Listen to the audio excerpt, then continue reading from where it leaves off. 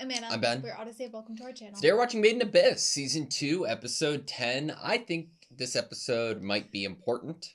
Maybe.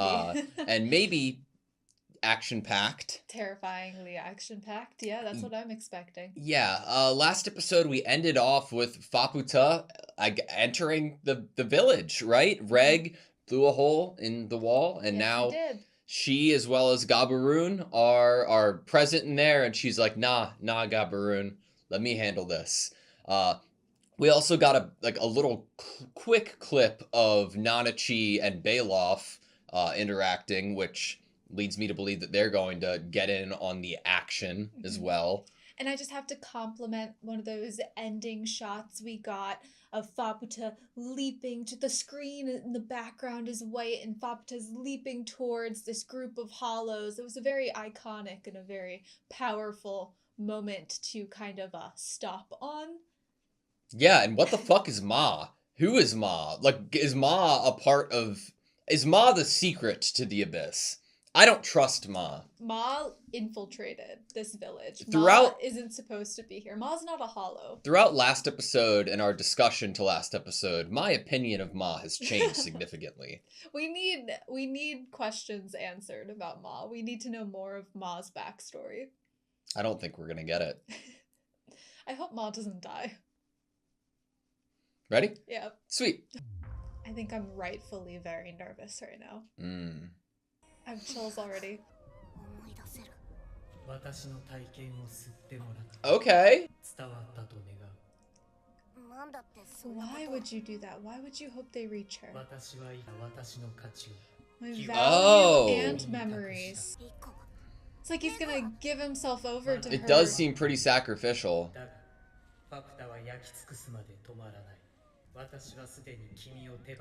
Okay. Okay, I didn't need that.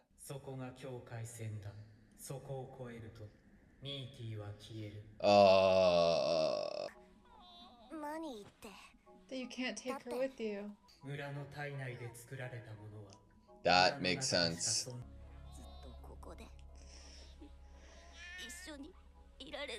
The blurry vision from the crying. Just to lie around and sleep. Bailoff expected this to come, and he entrusted all of his memories to Nanachi.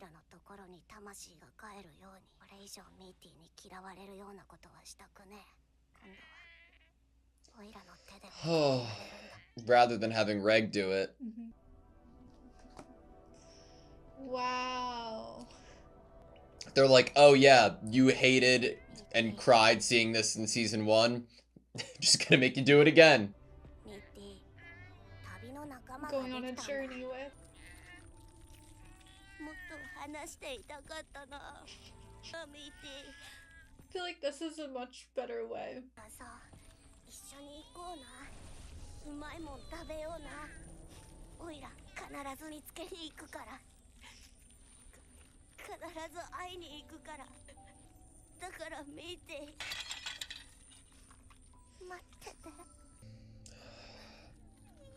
Oh. They followed.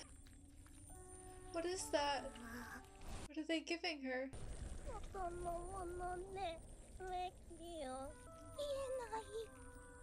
They made like a new hat. Wow. Oh.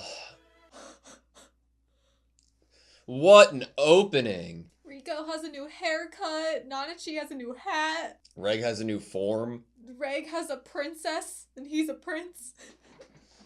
I don't trust you, Ma. The drool is deceiving. They're being protected? Faputa doesn't want to harm them. Do you hear the background? It's her destroying things. Eternal peace has been broken. Holy shit! Bloodstained. Now, scorching sun. Holy shit! Your choice. Oh! Not the one that looks like a red panda.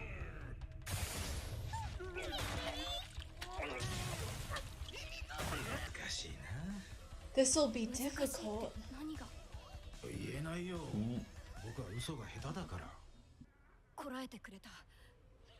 No hesitation, Reg. Good luck. ここからにかかってるぞ。仲間がナナチが囚われている。家に行けばいいソス。ファプタは止め、友を言い訳に使うな。ファプタを傷つけまいと、まずを尽くソスか。Damn. ちゃんと言うソス。Jeez. レグは優しいソス。やるなら不意をつけばよいものを。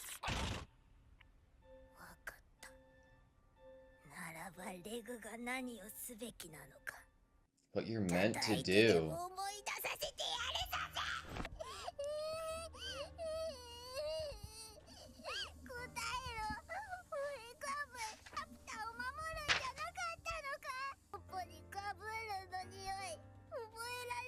Holy shit.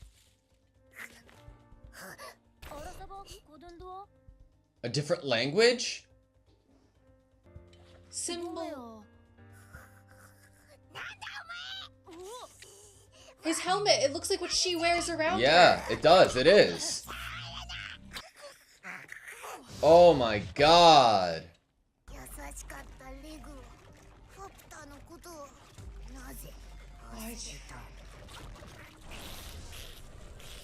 Awesome. Fixed her teeth.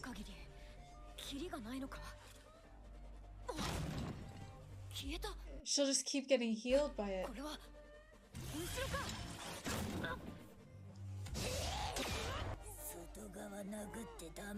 No!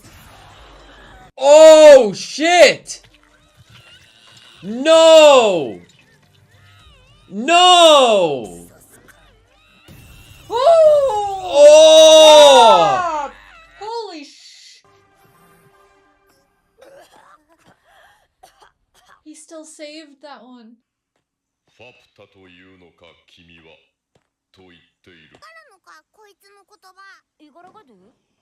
Reg told her who she was? Stone people.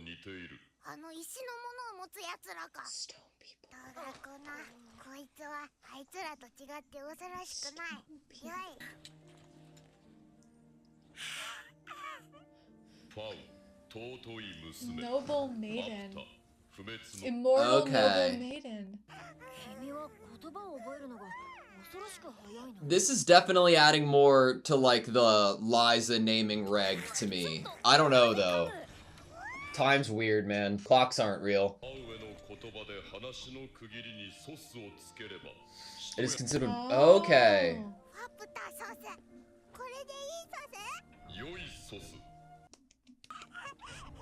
Aww.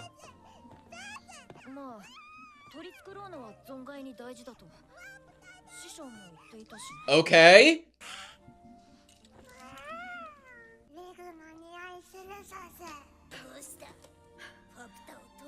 This is devastating. He is running out of time for many reasons. Blow the whistle. Frushka, Alright, round 2. you look nice now. Oh! It's so cool! Holy shit!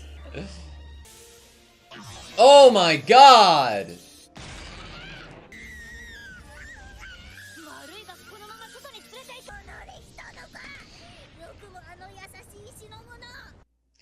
Blaming Rico. The stone person! Reg carries stone people!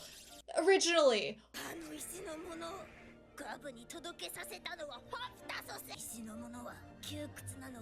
Wow.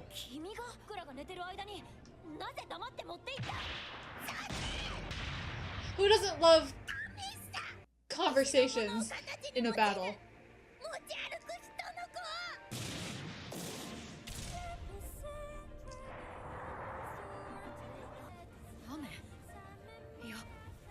is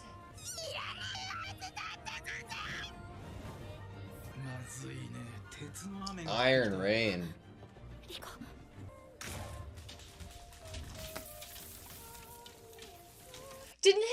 Wasn't his arm like wooden almost when he grabbed Waco and she was like falling? What is the score? Is he like reinforcing it? 一番大事なものにつけるソース。ファプタは3つの卵から生まれたから3つまで良いソース。よくわからんが、そういうものなのか。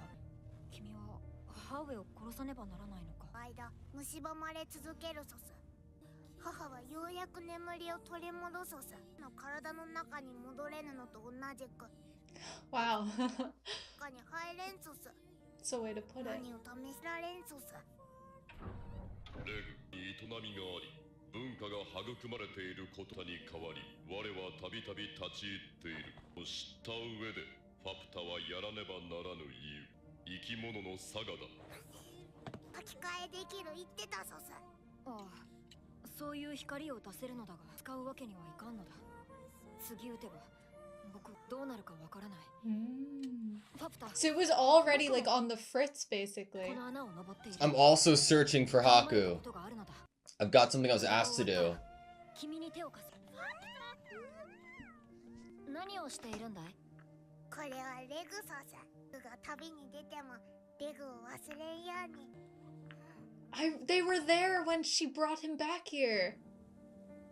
あれは泳いでいけるか？レグ、ファプタはファプタは姫なので戻ってきたらずっと一緒にいて、それで子供も。僕からも頼む。約束しよう。君の宿命に決着をつけたら共に歩き出すんだ。That's the true promise. Oh my god. She wants to be released from her destiny so she can go off and adventure with him.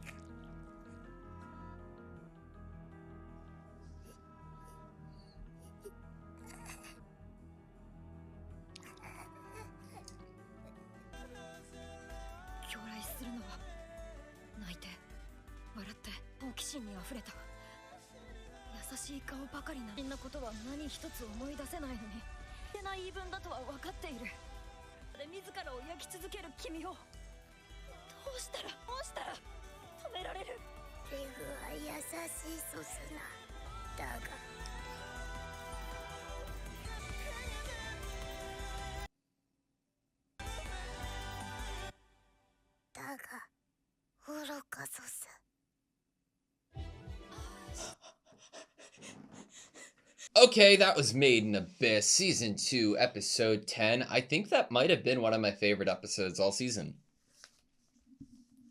You know, I think getting more of Faputa and Reg in their actual interaction originally is something that I was definitely excited to be getting more of. I think that, agreed, I do. I that is definitely a big part of it. But two of my other big standouts this episode was one, the score was consistent, yet they changed up a couple things to make it a bit more unique, as well as the transitions in between the past and the present, or I don't know, time's weird, but in between, you know, the flashbacks of lost memories and the current place that they're in, I thought that the way that they transitioned between them was incredible. I thought that the entire episode was paced great. I like that the fact that we did get the Nanachi stuff, I'm very happy that it happened at the beginning of the episode and wasn't like shoehorned in, halfway through, because I loved the way that they paced and conveyed the interactions between Faputa and Reg. I thought it was great. I think that's a really great thing to bring up, is that giving us Nanachi more and giving her and Mitty an actual proper period of time in the show, while it also not feeling like it's cutting into maybe the main storyline of what's currently happening, where Reg and Rico currently are at, and the village. The Mitty and Nanachi, it's one of the plots. It's not like the main plot that's happening in this moment, but it is one of them, and it is very important, and it has been important since season 1. Therefore, it needs kind of like a specific amount of non-distraction attention. Like you give it a chunk of time that it deserves, where there's no other noise, no other distraction that's happening. We're not cutting between what's happening here and then what's happening with Bailoff and Nanachi. Yeah. We're not cutting back and forth, because it is very, very important to give Nanachi this moment with Mitty. I mean, I never thought it would happen, but once it was complete and once it was finished, it's like, yes, of course, this was absolutely needed. Yeah. I thought that it was great. I liked what they did with the Nanachi moment, because like part of me was a little worried and upset that it felt like Nanachi was a bit like, I get it by the narrative, but like shelved, for lack of a better term. And I think that this was a great way to do something new with her character and bring her sort of closure that I was worried she might not have after season 1.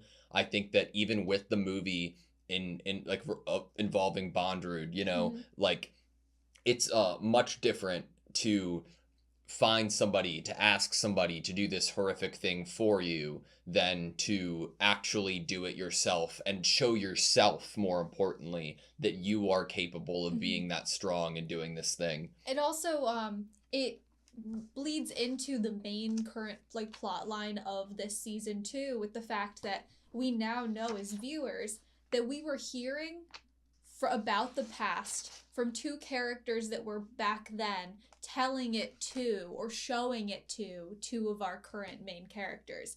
Nanachi was receiving what we saw of the past and the feelings of it from Bailoff, and Rico was receiving that from Vueko. And so everything that we've seen of the past, of what came to be Irayumi's fate, and what Faputa's current mission is, how their journey down to this golden city, what that was and what it meant to them, has been given to us by our 2 main characters, technically, by them interacting with someone else and receiving that information from them, and obviously in different ways. And so I think that's really like beautiful, that it's like, no, Nanachi wasn't actually really absent. Like, she wasn't just sitting in there in Bailoff's like cave house, if you will, hanging out with Mitty. She was being utilized by Bailoff. Like, that's what we learn, is that he was awaiting this fate, and obviously so was Wazukion. Like, this is Wazukion's like, yep, okay, how much time do we have? 30 minutes. Yeah, so he can't tell you, bad at lying. And so Bailoff and Wazukion like had this idea of this fated time that Faputa was eventually going to get in, and something was going to happen. I don't know exactly. They might not be planning the same thing they would want to happen, because Bailoff and Wazukion are very different personalities and feelings on their whole past. But to learn that Nanachi was actually being utilized both for the viewer to receive information from the past, or for it to make sense that that information was being given, but also as this more like emotional connection element of like, I'm choosing you to give my value and my memories to. Yeah. It really goes with the theme and the emotional sentimentality, the white whistles, like everything in here is like you take something that's precious to you, and you might choose to do what you want with it. You either keep it for yourself, or you sacrifice it, or you give it to someone else, so hopefully they keep it alive, going forward. I'd say that it's really difficult normally to write a compelling arc for a character that is just introduced in a story. Usually you do so by, in the present time, incorporating a new character and then whether it's baggage that they already had or development that they haven't yet made, you go forward with an attempt with that. What is crazy to me in this season is that they have managed to weave together, like, so like, think about when we've been given information and what we have and like the order of events there. As an audience, we were given more information than our main characters were to start this season, but just vaguely and bird's eye information enough that we didn't really have a direct perspective or point of view from any character in those positions. We had a bit of Waco, but once we got into the More pit, Waco's like past before getting to the pit. Yeah, the journey there. Once we got into the pit, we just had questions, and then while the story progressed with our main characters, they went through the experience of answering those questions from different points of views at different times, which gave us that knowledge as well. And through that, we not only were given past and backstory for characters, but we were put at a certain place that now we have development going forward from not just one character, but from 3 or 4. I mean, think about where Vueko is now and what she's set up to have already done in ways of informing Rico about Bailoff, what he's been doing and he feels is fulfilling to him now. We have Faputa, who's an extension of Iramui, who's introduced in episode 1, I think. And we also have Wazukion, who is a massive unsettling figure in the story. I think that the handling of this living in a legend idea, that we are not only did those characters say on their journey, we are living in a legend right now, we are a legend right now, but Rico, Reg, and Nanachi have entered into this legend because of the passage of time being weird here. It's only been like 150 years here, and they've been here for that long, but how long is that in the city of Orth and the rest of the world, that we have almost entered into the legend ourselves here. Definitely. And I think that it's been very compelling to have that idea of entering into this legend, which is such a grand idea, such a big idea of like you're entering a legend, that like that sentence alone sounds ginormous and sounds like, how do you even manage to do that?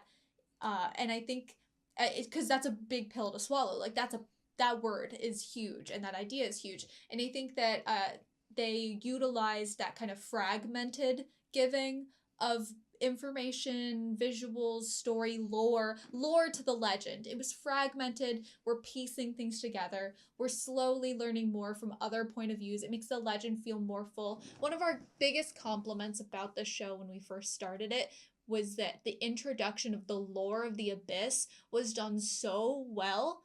It was so immersive, it was so intriguing, it was so full and so exciting. And they had to treat something that is as heavy as like the lore of the Abyss, a legend within the Abyss, a city, a golden city. You know, you have to treat that carefully and with respect, because you want the viewer to feel like it's this thing that they're entering into that is vast and incredibly deep and interesting. And so to get the fragment of figuring that out, it on simpler terms, one of the other ways that they do fragmentation is with Reg kind of slowly regaining memories with the fragments. And as a viewer, that is intriguing and enticing, because it's like you're getting pieces of his past and you want more, and you're seeing that it's just like the tip of an iceberg. And it's that same treatment that's happening with this legend that we now know Reg is so much a part of. I think that, like, I can't believe that they've been able to tie Reg's origin, backstory, and his journey up into stories like this. Like, it is so brilliant to me. Even though he was just a passerby, but still. One of the most infuriating things in like watching or reading stories is once a character or a group of people are done with one piece of that story, and then you have to write the next story, and if there's no leading transition into that next story, then you end up isolating your viewer or your reader, and you have to reintroduce an entire new concept to them and hope that it's compelling. Like why they brought Brock back for the next Pokemon. Which one? There's Indigo's the first one, right? Mm-hmm. And then Advanced is the second? No. Advanced isn't the second one? No. Well, they brought back Brock for Advanced in that same way that you're saying. No, they didn't. but I love the effort. I love the trying to connect with the Pokemon, but no. But no. No. I'm Maiden Abyss did it better than Pokemon Advanced Brock, and I love that moment. You love that Brock comes back. That's why I said it. I love in the forest with the Talos. It is amazing. But what I'm trying to say is that the idea that they have, it's one thing to try to like foreshadow into the next arc, but the entire premise of the show has a way about it that almost takes arcs out of the equation, which is a weird thing to say because obviously they're present. And there are titles for these time periods. And they exist, but the way that they've done it with Reg is legitimate. Like, you're at a bottom of a well and you've come up with the sole purpose of going back down that well. So the idea of your initial ascent, like having filled with interactions and experiences and then utilizing them in writing to, once you're going down, meeting them again and getting exposition of a previous Reg who we don't know and what he might have been like is brilliant, and I love it. And I also want to talk about like the information we did get in the episode. About him specifically? About him specifically, and just like what Faputa was saying, because it seems like Faputa had in their experience come across other white whistles who were not so nice. I'd assume one of them being Bondrewd, but who knows. And through that, we also got a bit of information from Reg about his mentor, which is massive to me. I have it pulled up.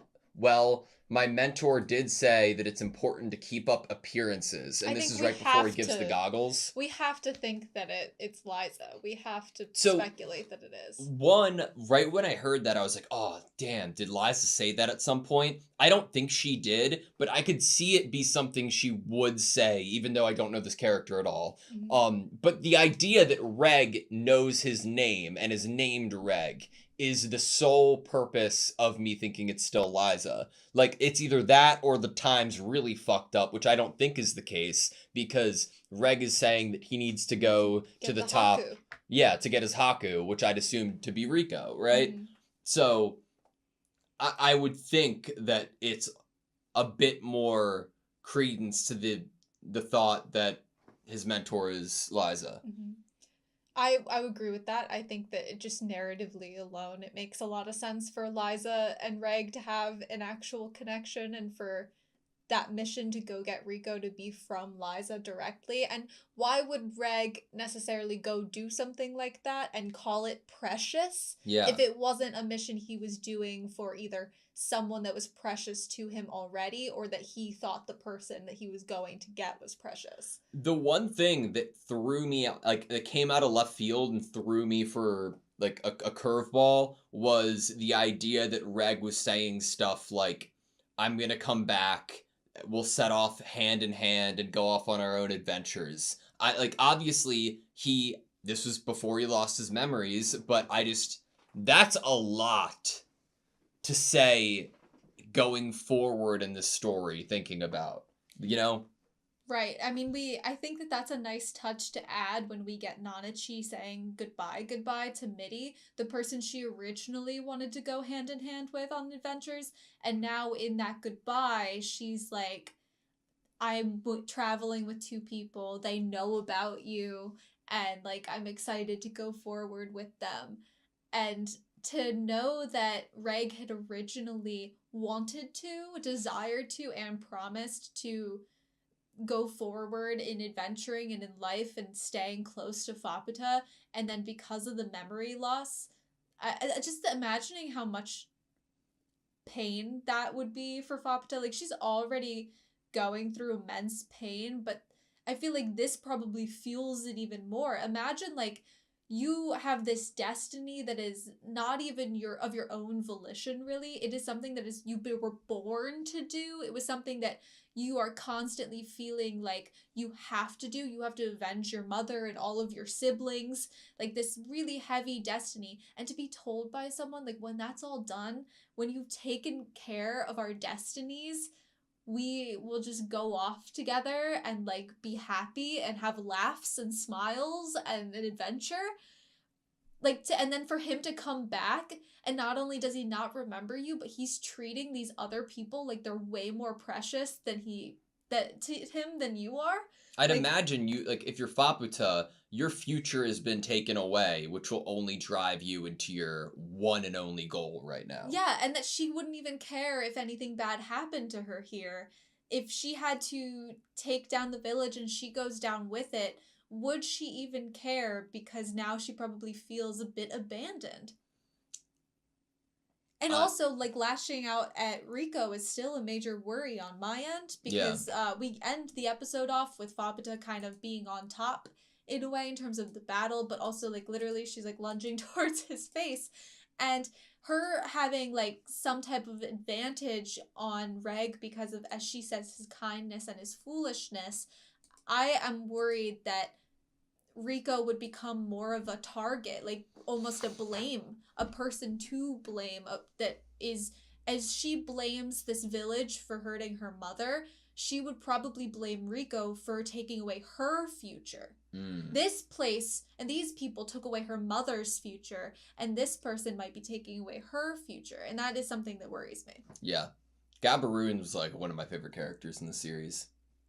Is he one of the original ones that talks to or meets with the squad when they first arrive? I don't think so. I don't think so either. But one of the things he said was, in your mother's language, it is considered graceful to add sosu at the end when you say something. Which they share information, so I that love it. Makes sense that he would know so much. I am so much more. You know what's crazy? Like the idea that it's very easy to make a vague concept somewhat interesting, right? Like, oh, I want to know the answers to this. Like in the first couple episodes of like, oh, where is Reg from? Mm-hmm. Who created him?